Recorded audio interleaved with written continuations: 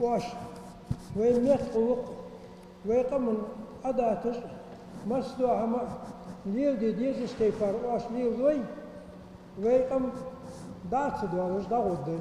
Начинает беседу с важных тем – сохранения ингушского языка, традиций народа и не только, а после переходит к главному – профилактике терроризма и экстремизма. В процессе общения с вербуемыми радикалы добиваются расположения, узнают уязвимые места жертв, а затем начинают оказывать на них воздействие для достижения собственных целей. При этом они сами не жертвуют своей жизнью. Об этом не устают повторять молодежи. Понимаете, в чем опасность? Он не в соседней комнате, он не в соседнем селе.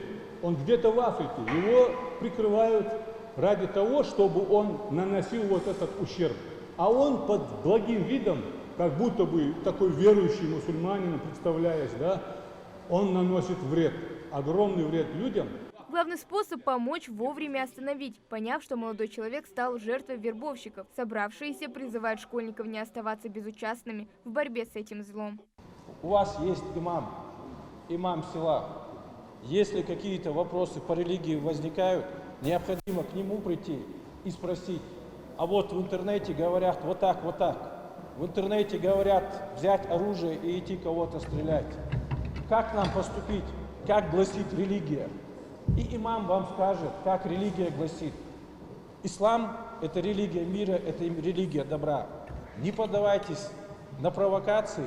Если возникают по религии вопросы, сразу приходите к своему имаму, спрашивайте, консультируйтесь. Он всегда доступен, тем более ваша школа находится здесь рядом. Приходите, спрашивайте, он никому не откажет. Сегодня информатизация оказывает огромное влияние на общество и на его мировоззрение. Говорит это и статистика. За последние годы отмечен ускоренный рост экстремизма в сети, противодействовать которому нелегко. Легко поддается этим провокациям в основном молодежь, то есть самые активные пользователи сети. За призывы к терроризму, за содействие человек может быть привлечен к уголовной ответственности. Например, по статье 205 Уголовного кодекса статья по терроризму предусматривает наказание в виде лишения свободы от 12 до 20 лет.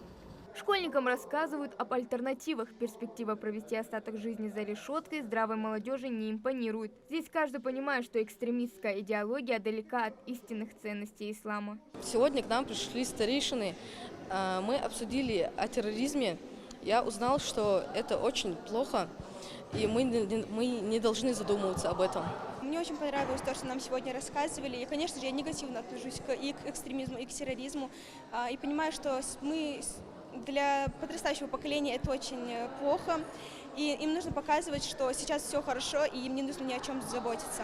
По данным МВД России, в среднем до 80% участников таких группировок составляют молодые люди в возрасте от 14 до 20 лет. Поэтому мероприятия подобного рода проводятся в большинстве случаев именно в образовательных учреждениях. Соответственно, плану у нас проводятся профилактические мероприятия, в том числе с привлечением органов правопорядка, участковых инспекторов, представителей духовенства и так далее. Проводится профилактика мероприятия, и классные часы, классные руководители дополнительно проводят, помимо таких крупных мероприятий. Проводятся открытые уроки именно на тему терроризма, экстремизма, как не попасть, как не вовлечься в эту среду, как обезопасить себя. Все эти вопросы поднимаются, все это компетентными людьми. Подобные встречи с молодежью в республике проходят не первый год. В профилактические беседы вовлекают школьников и студентов. Даже разработан специальный план-график, по которому организаторы стараются охватить все образовательные учреждения.